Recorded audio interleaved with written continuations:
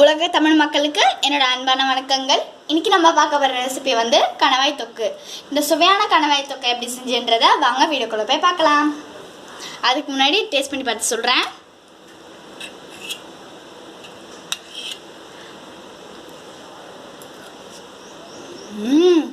யம்மியாக இருக்குது. இன்னைக்கு நம்ம கணவாய் மீன் தான் செய்கிறது எப்படின்னு பார்க்க போகிறோம்.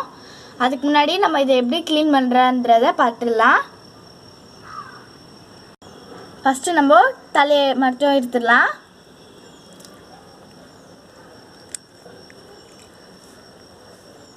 இதான் வந்து எலும்பு. இதை பாருங்க, கருப்பு கலரில் இங்க் வருது.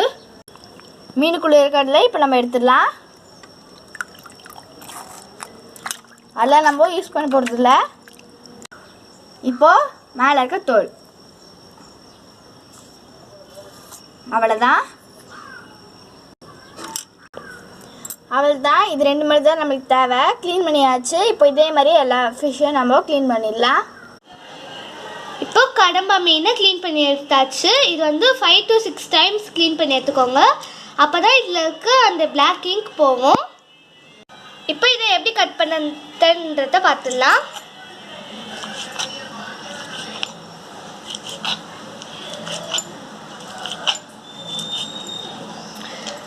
இந்த மாதிரி கட் பண்ணி எடுத்துக்கோங்க.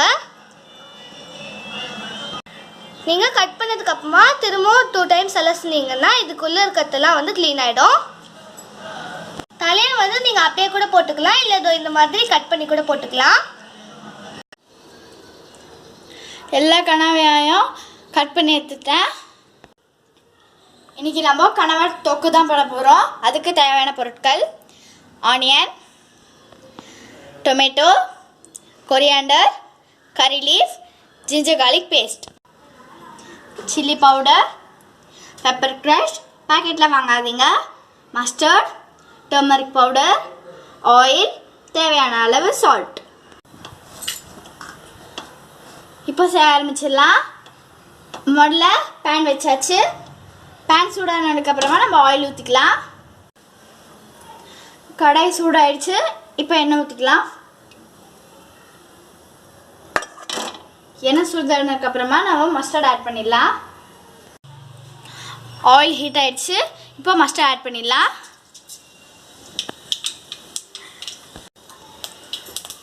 மஸ்டர்ட் நல்லா பொரிஞ்சு வந்ததுக்கப்புறமா தான் நம்ம ஆனியன் சேர்க்கணும். நல்லா பொரியட்டும். மஸ்டர்ட் வெடிஞ்சிருச்சு. இப்போ ஆனியன் சேர்த்துடலாம்.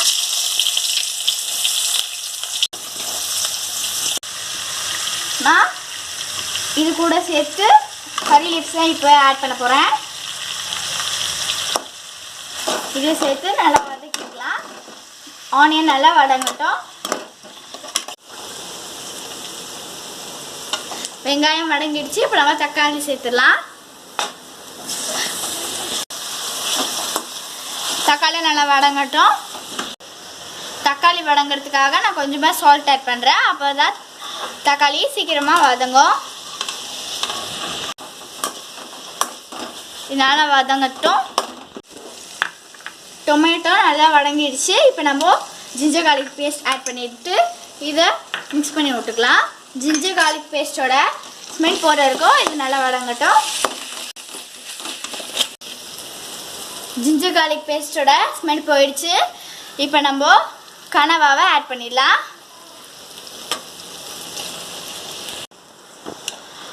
நல்லா மிக்ஸ் பண்ணி விட்டுக்கோங்க. இதுக்கு நம்ம தண்ணி ஊற்றுறதுக்கு அவசியமே இல்லை, ஏன்னா இல்லையே தண்ணி இருக்கும். கனவாவை சேர்த்துட்டு இப்போ நம்ம சில்லி பவுடர் ஆட் பண்ணிடலாம். அதே மாதிரி இப்போ நம்ம டர்மரிக் பவுடரையும் சேர்த்துடலாம். இப்போ நம்ம சால்ட் சேர்த்துடலாம். இது எல்லாத்தையும் சேர்த்து மிக்ஸ் பண்ணிடலாம். பாருங்கள், இதிலே தண்ணி வந்துடும். நான் ஃபஸ்ட்டே சொன்ன மாதிரி இதுக்கு தண்ணி ஊற்ற வேண்டிய அவசியமே இல்லை. இப்போ மிக்ஸ் பண்ணி மூடிடலாம். பாருங்கள், நான் தண்ணி ஊற்றவே இல்லை, ஆனால் எவ்வளோ தண்ணி வந்துருக்கு பாருங்கள். இப்போ நம்ம இதை க்ளோஸ் பண்ணிடலாம். ஃபுல் ஃப்ளேம்லேயே 20 minutesக்கு நல்லா வேகட்டும். 20 minutes ஆயிடுச்சு. கனவா வெந்துடுச்சு. ஏன்னா நிறைய தண்ணி இருக்குது, ஒன்றும் தண்ணி வந்து வடியல. அதனால நான் ஒரு 5 மினிட்ஸ்க்கு தட்டு எடுத்துட்டு விட போகிறேன். அவ்வளோதான், ரெடி ஆயிடுச்சு. ஆஃப் பண்ணிடலாம். இப்போ லாஸ்ட்டாக இது மேலே நம்ம பெப்பர் க்ரஷ்ட் ஆட் பண்ணி மிக்ஸ் பண்ணிடலாம்.